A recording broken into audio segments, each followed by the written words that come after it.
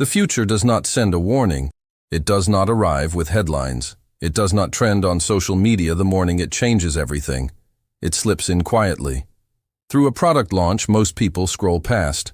Through a patent filing no one reads. Through a boardroom conversation held behind closed doors. And by the time the majority realize what has shifted, the people who saw it coming are already operating 3 years ahead. That is exactly what is happening right now. And 2027 is the year the gap becomes visible to everyone. I have spent years studying where technology intersects with human performance, where engineering meets ambition, where design stops being aesthetic and starts being strategic. And what I am seeing coming in the next 24 months is not an upgrade cycle. It is a redefinition of what it means to have an advantage. These are not gadgets for early adopters. These are instruments for a very specific kind of person. Someone who understands that the tools you use determine the results you produce. Let me take you through the 10 technologies that will quietly restructure the hierarchy of 2027. The first is what I call cognitive augmentation eyewear, not smart glasses.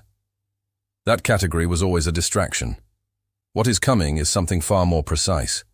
A seamless fusion of augmented reality and a private artificial intelligence running entirely on device, meaning no cloud dependency, no latency, no exposure. These glasses do not notify you. They do not ping you. They inform you, silently, continuously, invisibly. Facial analysis in real time. Conversational context layered over every exchange. Intent interpreted before words are fully formed. Imagine walking into a negotiation already knowing every relevant detail about the person across from you, their professional history, their known positions, their likely objectives, projected quietly into your field of vision. No phone in hand, no pause, no tells. The informational advantage this creates is not incremental. It is categorical. And the people who adopt it first will carry it into every room they enter. The second technology is engineered sleep. This sounds like wellness marketing. It is not.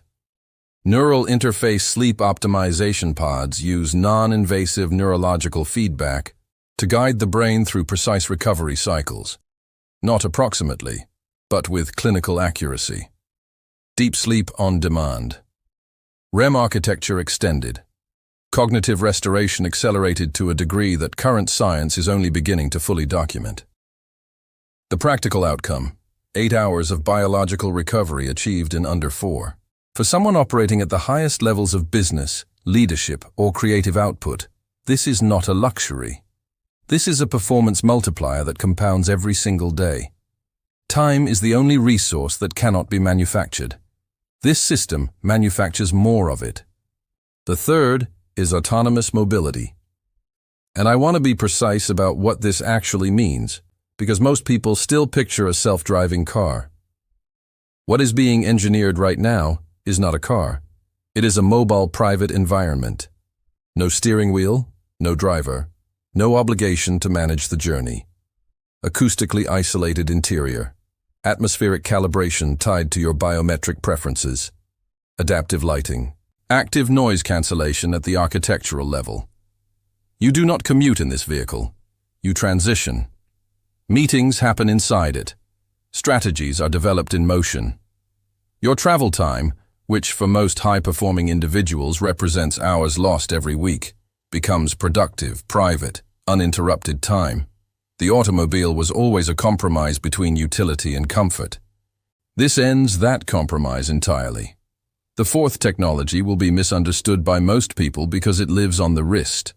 Quantum encrypted smart timepieces. The instinct is to see a watch. That is the wrong frame entirely. This is a quantum-secured identity architecture worn as an object of craftsmanship. Your financial access, your biometric authentication, your digital credentials, all consolidated into a single, physically elegant, cryptographically unhackable object. No passwords, no vulnerability windows, no attack surface of any meaningful kind. Authorization is granted by proximity, by presence, by you. In a world where digital identity theft is one of the fastest growing forms of organized crime, this is not a fashion statement. It is a declaration of operational security. The fifth development is what the industry is calling sentient environments, and I think that name, for once, is accurate. This is not a smart home. Smart homes respond to commands. What is being built now responds to you before you give any command at all. The system observes.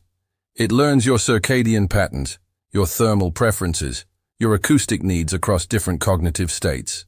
It anticipates your arrival before you enter a room. It adjusts atmospheric conditions before your body registers discomfort. It curates your sonic environment based on whether you need focus, recovery, or stimulation. There is no interface. There is no app. There is only an environment that has learned, over time, to serve your biology with precision. The sixth technology is the one that most dramatically signals the division between tiers. Electric vertical takeoff and landing aircraft, personal eVTOLs, bring private aviation into the daily operational rhythm. Compact enough for urban environments. Autonomous in navigation. Silent enough to be unobtrusive. Traffic is no longer a variable you manage. It is simply a ground-level reality that no longer applies to you. City transit that would take 40 minutes by road takes 7 minutes above it. No infrastructure dependency. No scheduling around someone else's timetable. Direct, elevated, on demand. This is not faster travel. This is the elimination of travel as a constraint entirely. The seventh is the AI-augmented executive workstation, and I want to separate this clearly from the productivity tools most professionals are already using. This is not a better laptop. This is an intelligence amplification system. Transparent multi-surface displays arranged around a central field of view. Voice-orchestrated workflow that eliminates every manual process between a thought and its execution. Predictive decision architecture that does not wait for you to ask a question. It models the question you are about to ask and surfaces the answer alongside the context you need to evaluate it. Correspondence is drafted before you open the thread. Reports are generated before you request them. Scenarios are modeled before the meeting begins. One individual, operating this system at full capacity, produces the institutional output of a team. This is not an efficiency gain. This is a structural advantage that compounds with every hour it is in use. The eighth technology is the one that surprises people most when I include it in this tier. Spatial audio architecture. Not headphones, not speakers. An acoustic engineering system that constructs environments from sound. Every element, voice, instrument, ambient texture, carries three-dimensional position, distance, and physical presence. You do not hear a conversation, you inhabit it. A presentation delivered through this system lands with the physical weight of being in the room. A strategic briefing feels present, not transmitted. In a world where remote communication has become the default mode of high-level exchange, the ability to create acoustic presence is a competitive variable that almost no one is accounting for yet. The ninth is where the stakes become existential.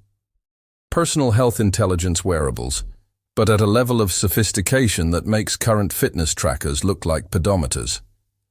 These systems monitor blood chemistry continuously, cortisol and inflammatory markers in real time, micro-variations in organ performance that precede clinical symptoms by weeks or months. The system does not respond to illness. It identifies the conditions under which illness becomes probable and intervenes at the level of lifestyle adjustment, nutritional recalibration, or early clinical referral before any symptom has presented. The wealthy have always had access to better health care. What this represents is something categorically different. Access to information about your own biology that no physician currently has access to in real time. Longevity is no longer a matter of genetics or fortune. It becomes, for the first time, something that can be actively engineered. The 10th technology is the quietest of all, and perhaps the most telling signal of where the premium tier is headed. Autonomous smart luggage ecosystems. Your luggage navigates independently. It checks itself in. It tracks your itinerary in real time and adjusts accordingly. It communicates with airlines, hotels, and ground transport without any input required from you. It arrives before you do. You carry nothing. You coordinate nothing. You simply move, and every logistical layer moves around you. Taken individually, each of these technologies is impressive.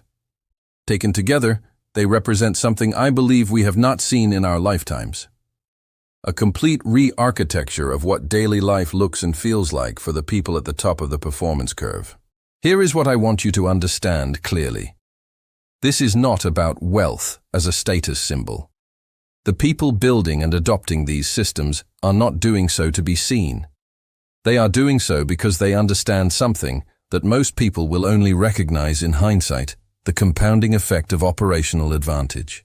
Every hour recovered through engineered sleep is an hour reinvested into output. Every minute saved through autonomous mobility is a minute applied to decision-making. Every friction point eliminated in travel, in communication, in health management, in security, creates a marginal gain. And marginal gains, stacked daily across years, do not add, they multiply. The people integrating these technologies in 2025 and 2026 will not simply be ahead in 2027. They will be operating in a different category of performance entirely. I have covered technology long enough to know that the most dangerous mistake any ambitious person can make is to look at the emerging tier of tools and decide they are not relevant yet. They are always relevant earlier than they appear. The question is never whether to engage with what is coming. The question is always the same. At what point do you choose to position yourself ahead of the shift rather than behind it? 2027 is not a horizon. It is already in motion. The architecture is being built right now. And the only real decision is whether you are among the ones building with it, or the ones who will one day wonder how the gap became so wide, so fast, and so permanent.